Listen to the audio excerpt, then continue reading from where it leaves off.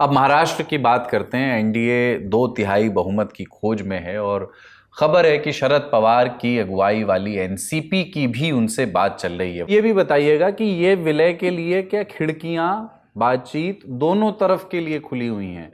BJP में भी, NDA में भी विलय हो सकता है और कांग्रेस में भी हो सकता है क्या, सुधीर जी? देखिए कुलदीप, कल ही मैंने इंडियन एक्सप्रेस में खबर, जो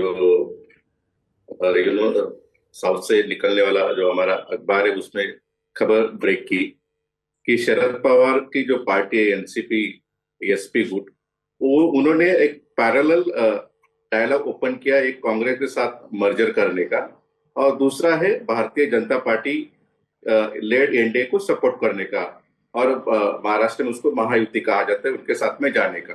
2014 में आपको याद होगा, जब Bharatiya Janata party number 1 party बनी थी महाराष्ट्र में, और उस टाइम पे एनसीपी कांग्रेस अलग लड़ी थी, अपोजिशन में लड़ी थी, उसके बावजूद भी एनसीपी ने उस टाइम पे निकल तो पूरे आए भी नहीं थे। उस टाइम पे प्रफुल्ल पटेल उस एनसीपी में थे, उन्होंने 3:30-4 बजे प्रेस कॉन्फ्रेंस लेके unsolicited support, unconditional support BJP को दिया था। और उसके बाद में चर्चा ये भी चल रही थी कि वो बीजेपी में साथ में जाएंगे।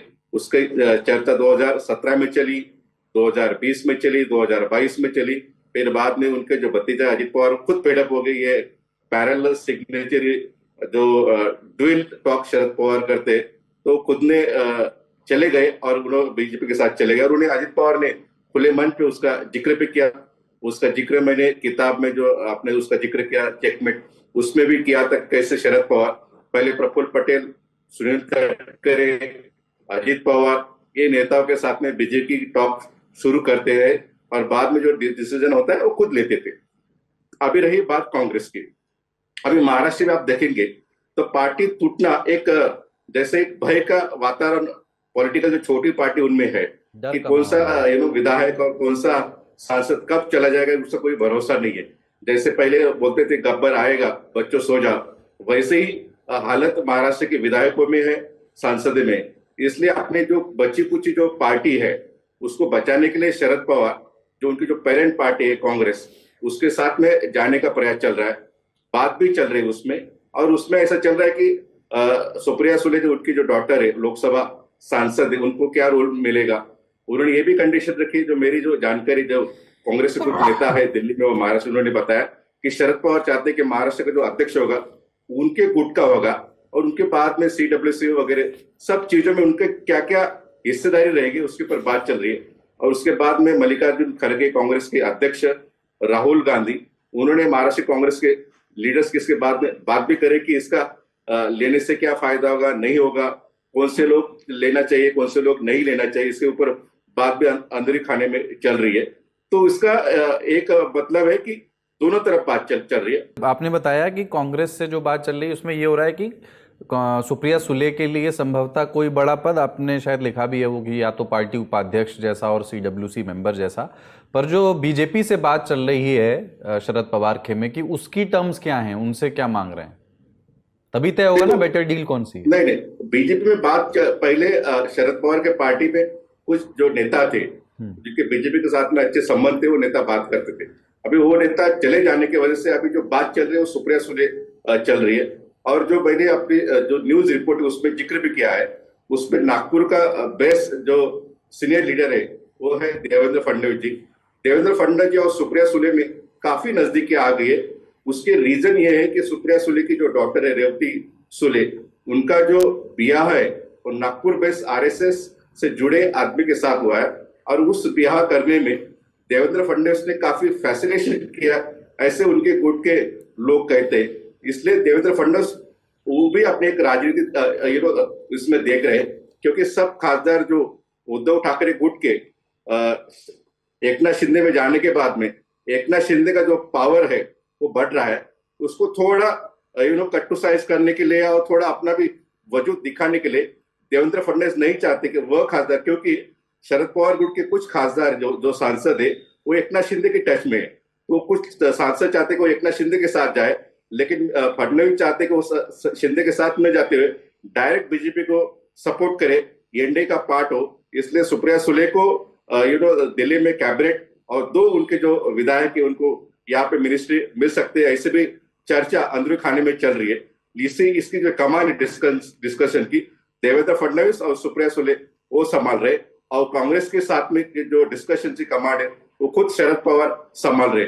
और बीच में ऐसे भी बात चल रही है, कांग्रेस साथ में होते कुछ शरद पवार के लोग जो पावर के साथ, जो महाराष्ट्र में भी सिलसिला चल रहा है, सबको पावर के साथ रहना है, किसी को अपोजिशन में नहीं रहना है, इसलिए सब सांसद पावर के साथ चले गए। तो कुछ सांसद जैसे रोहित पवार, उन्होंने क्लियर कर दिया कि जब एनडीए के साथ चले जाएंगे तो मैं एनडीए के साथ नहीं रहूंगा, मैं कांग्रेस के साथ चले जाऊंगा, नहीं तो मेरा रास्ता खुद नाप लूंगा। जैसे जितेंद्र आवाड़े, बाकी लोग खुद अपने दम पे कांग्रेस के लीडर के साथ में बात करे। फिलहाल महाराष्ट्र हम देखेंगे रोहित पवार कांग्रेस के मंच पे ज्यादा दिख रहे, और वो महाराष्ट्र के जो कांग्रेस के अध्यक्ष है हर्षवर्धन सपकाल, उनके साथ में उनकी अच्छी जम रही, काफी प्रोटेस्ट उन्होंने साथ में किए। तो इसलिए लग रहा है कि महाराष्ट्र में ये दूसरा स्प्लिट होने से प्रिवेंट करने के लिए शरद पवार अपनी राजनीति देख रहे। लेकिन शरद पवार के जो सांसद है और विधायक है वो भी खुद शरद पवार बन गए, और उन्होंने ड्यूल टॉक भी दोनों तीनों पार्टी के साथ चालू कर दी है।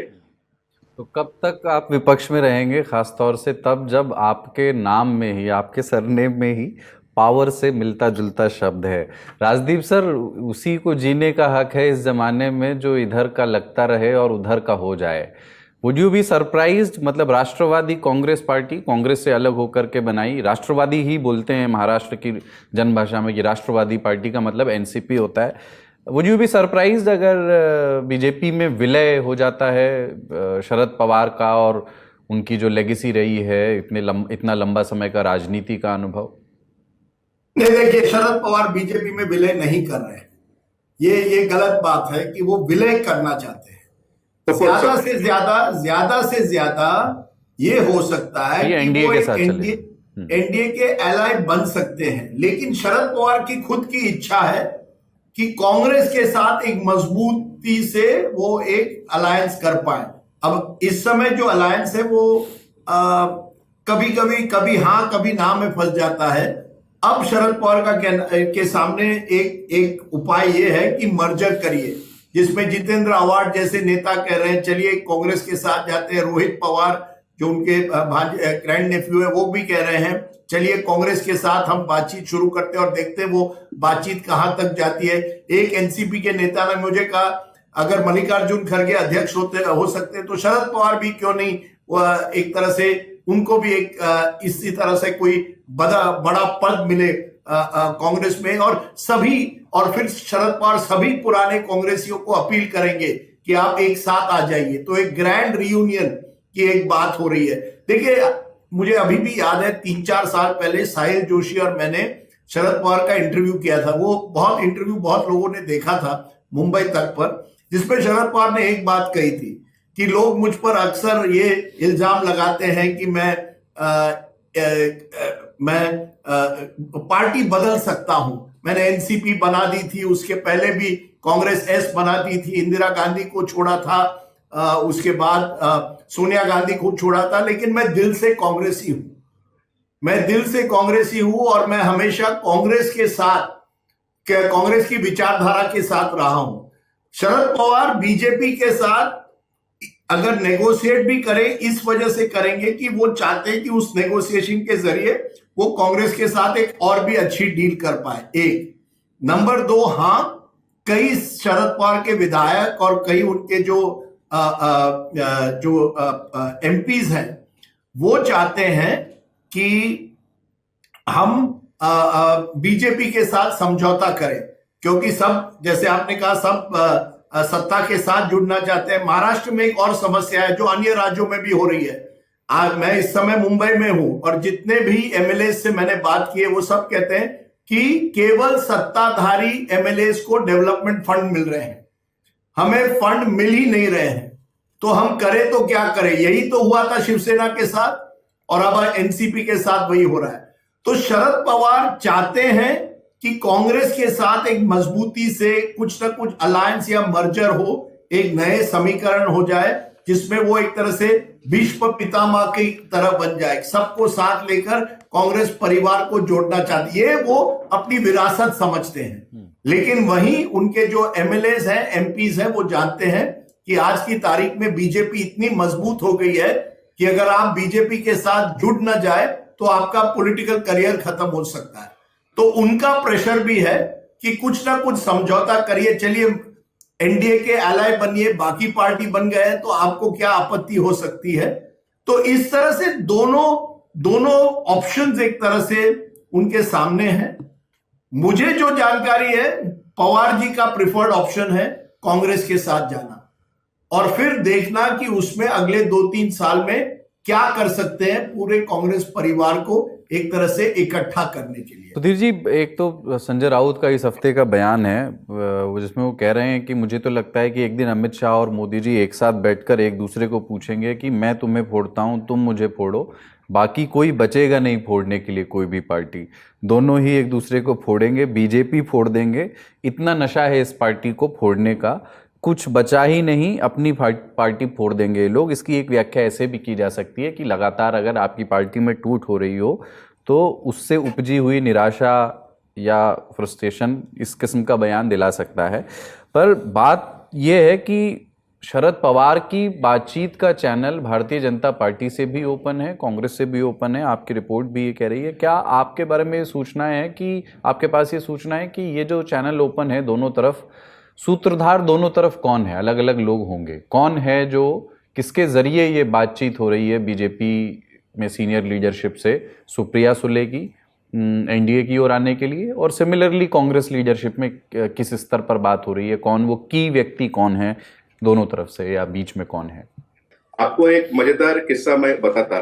जब कुछ दिन पहले महाराष्ट्र में राज्यसभा के इलेक्शन चुनाव थे, उस चुनाव में महाविकास जो आघाड़ी है, जो अपोजिशन की, उसमें सिर्फ एक राज्यसभा सांसद चुनने का वोट, उनके पास जो वोट का कोटा रहता है राज्यसभा में, उनके साथ में था और वो एक ही सांसद चुन सकते थे राज्यसभा के लिए। उसके लिए कांग्रेस में कुछ लोग दावेदार थे, शिवसेना जो उद्धव ठाकरे गुट है उनके में प्रियंका चतुर्वेदी और बाकी लोग भी दावेदार थे और उसमें शरद पवार भी चाहते थे कि वो भी राज्यसभा जाए और पहले ऐसा चाहता था कि वो अपना रिटायरमेंट डिक्लेयर कर लेंगे क्योंकि उनके एज है, हेल्थ फैक्टर है उसके वजह से।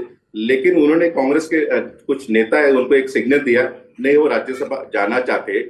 उसके बाद में बात चली, उसके बाद में जो महाराष्ट्र के जो कांग्रेस के इंचार्ज थे रमेश चन्नीतरा जी, उनसे बात हुई। उनके बाद में उन्होंने राहुल गांधी, मल्लिकार्जुन खड़गे और सोनिया गांधी से बात हुई। उसके बाद में ये प्रपोजल महाराष्ट्र कांग्रेस को एनसीपी ने दिया था शरद पवार गुट ने। फिर बाद में वो दिल्ली गया। दिल्ली जाने के बाद में जो राहुल गांधी है उसमें जो उनका डिसीजन इम्पोर्टेंट था, वो थोड़े रिलेक्टेंट थे शरद पवार को राज्यसभा भेजने के लिए। लेकिन उस टाइम पे सोनिया गांधी ने थोड़ा उसमें इंटरवेन किया और कहा कि शरद पवार और का कांग्रेस के साथ काफी पुराना रिश्ता है और वो भी कहा कि शरद पवार के वजह से कांग्रेस के जो मुख्यमंत्री बने थे जैसे विलासराव देशमुख और अशोक चौहान बाद में, क्योंकि उनके साथ में उनका अलायंस था, एनसीपी और कांग्रेस अलायंस था। उस टाइम में एनसीपी के सबसे ज्यादा विधायक होने के बावजूद शरद पवार ने कांग्रेस का जो विधायक थे विलासराव देशमुख उनको सीएम बनाया था। इसलिए सी सेड कि we should be grateful to him during that time. इसलिए वो राज्यसभा का सीट राहुल गांधी रिलेक्टेंट है, उसके बावजूद भी सोनिया गांधी ने इंटरवेन करके वो सीट शरद पवार की दिया। इसका मतलब है कांग्रेस और शरद पवार दोनों के बीच में काफी हेट एंड लव का रिलेशन पहले रहा है, लेकिन सोनिया गांधी और शरद पवार का जो रिलेशन है काफी अच्छे है। और सुप्रिया सुले खुद राहुल गांधी से बात करती है, बाकी वो तो कांग्रेस के जो अलायंस है उनका पार्टी है, इसलिए उनको ज्यादा लोगों की जरूरत नहीं है। उसमें जो रोहित पवार है एक बार राहुल गांधी को मिल चुके हैं और राहुल गांधी रोहित पवार को भी लाइक करते हैं ऐसे बताते हैं। उसके बाद में जितेंद्र आव्हाड है, वो भी कांग्रेस माइंडेड विधायक है शरद पवार गुट में। रही बात एनडीए में जाने की, जो भारतीय जनता पार्टी, उसमें पहले प्रफुल्ल पटेल थे, सुनील तटकरे थे, अजीत पवार थे, ये लोग जैसे मैंने कहा वो बात करते। लेकिन सुप्रिया सुले ने ये कमान संभाल लिए और वो जो मीटिंग है, जो डायलॉग है, वो फैसिलिटेशंस का काम महाराष्ट्र के जो कद्दावर नेता है और बीजेपी के और मुख्यमंत्री देवेंद्र फडणवीस खुद उनको हेल्प कर रही चीज में। अभी दिल्ली के लोग इसमें कैसे सहयोग करते, दिल्ली इसमें नेगोशिएशन में कैसे चीजें उनके साथ में रखते, उसके ऊपर काफी चीजें निर्भर रहेगी। लेकिन एक बात तय है कि एनसीपी में जो अंदरूनी जो चर्चा चल रही है वो बहुत जोर शोर से चल रही है, क्योंकि उनको पता है जो मौसम है, बारिश का मौसम है, उसमें कभी भी यहाँ पे वाटर लॉगिंग हो सकती है, कभी भी प्रलय आ सकता है। इसलिए अपने विधायक को जल्दी से जल्दी एक रास्ते पे लेके जाए, एक ठीक ठिकाने पे लेके जाए। कांग्रेस में जाएंगे तो विधायक टूटने का, क्योंकि वहां पे 2/3 मेजोरिटी आपको चाहिए, कांग्रेस के साथ जाएंगे तो वो संभव नहीं, विधायक टूट नहीं सकते। लेकिन पावर नहीं मिलने की वजह से इलेक्शन के पहले वो जा सकते, ये भी एक संभावना है। दूसरे पावर के साथ जाएंगे तो शरद पवार की जो राजनीति है, उनका जो fag and political fag and political, उसमें एक दाग लग सकता है, वो भी वो चाहते। लेकिन आपको याद होगा जब अजित पवार के साथ में मर्जर का उनकी बात चल रही थी, अजित पवार जाने के बाद में उसकी चर्चा काफी हुई, उस टाइम पे मर्जर होने वाला था, उसमें भी एक कंडीशन थी कि शरद पवार साइड हो जाएंगे और पूरी कमान सुप्रिया सुले और बाकी लोगों को सौंप देंगे और अजित पवार को सौंप देंगे, जैसे पहले उन्होंने उनका वो फॉर्मूला था। उसके बाद में उन्होंने उस टाइम पे यू टर्न ले लिया था, आपको याद है उनके किताब जब आई थी उस टाइम पे। इसी टाइम पे भी वैसे भी कर सकते कि एनडीए के साथ वो लोग चले गए, उस टाइम पे वो अपनी राजनीतिक संन्यास ले सकते हैं और बाकी चीजें वो अपनी जो पुत्री है सुप्रिया सुले और बाकी लोगों को कह सकते कि आप अपनी कमाल संभालो। लेकिन एनडीए के साथ में जाने के बाद भी वो एग्जिस्टेंस कितना रहेगा, क्योंकि बीजेपी है वो कांग्रेस पार्टी नहीं है, ये भी एक बड़ा सवाल महाराष्ट्र में। जी एक इसमें इंटरेस्टिंग मैं चीज जोड़ दूं सर, संक्षेप में अजीत पवार का जो गुट है एनसीपी, उसमें कई नेता जो हैं जैसे प्रफुल्ल पटेल, सुनील तटकरे, वो तो बीजेपी में शामिल होने के लिए भी तैयार हो गए हैं। वो तो एक कह रहे हैं कि वो पार्थ पवार जो अजीत पवार के बेटे हैं उसके साथ उनकी बिल्कुल नहीं बन रही है, और वो इस कोशिश में लगे हैं कि क्या कहीं ना कहीं जो एनसीपी का जो अजीत पवार गुट है उनके और बीजेपी के बीच में क्या विलय हो सकता है, क्या कर सकते हैं ताकि वो अपनी राजनीति को एक तरह से सिक्योर करें। तो इसमें भी सुप्रिया सुले इतनी उत्सुक नहीं है बीजेपी को ज्वाइन करिए, ये गलत खबर है। ये जो भले ही उसकी शादी एक आरएसएस, उसकी बेटी की शादी एक आरएसएस से जुड़े हुए परिवार से हुई है, सुप्रिया सुले ने पिछले 2 या 3 बार जब लगभग तय था कि एनसीपी और बीजेपी के बीच में डील होने वाली है, सुप्रिया सुले ने ना कहा था, वीटो किया था। ये सच्चाई है। सच्चाई ये है कि जो प्रफुल्ल पटेल, सुनील तटकरे जैसे नेता है वो पार्थ पवार से बिल्कुल उनकी नहीं बन रही है, और वो तैयार है आज की तारीख में बीजेपी के साथ कुछ भी डील हो जाए उसके लिए वो बिल्कुल तैयार है, उसमें विलय करने के लिए भी तैयार है। सुप्रिया सुले ने अब तक उसको रोका है। उनको यह ऑफर पहले से आया था जिसमें गौतम अडानी जी का भी नाम आया था, जो शरद पवार के बड़े करीबी हैं, कि गौतम अडानी जी ने एक तरह से सुलह करने की कोशिश की थी। उन्होंने ये ऑफर भी था सुप्रिया सुले के सामने उस समय कि उनको कैबिनेट मंत्री बनाया जाएगा। ये पहले की बात है, ये कोई नई बात नहीं है। और ये तब भी सुप्रिया सुले ने और शरद पवार ने कहा था नहीं, हम नहीं जाएंगे बीजेपी के साथ। अब अगर स्थिति बदल गई है, पार्टी को बचाना है, वो बात अलग है। लेकिन ज्यादातर जो मेरी जानकारी है, सुप्रिया सुले इसके पक्ष में नहीं है। हालांकि सुप्रिया सुले के कई दोस्त बीजेपी में हैं, निशिकांत दुबे जैसे लोग, उनसे बड़ी अच्छी उनकी संबंध लेकिन पर्सनल लेवल पर है। मुझे ये नहीं नजर आता है कि सुप्रिया सुले जो है वो आज भाजपा में शामिल या भाजपा के साथ डील करना चाहती है। बाकी कई लोग हैं उनके पक्ष में जो इस तरह की डील करना चाहते हैं। तो 2 गुट है शरद पवार पार्टी में।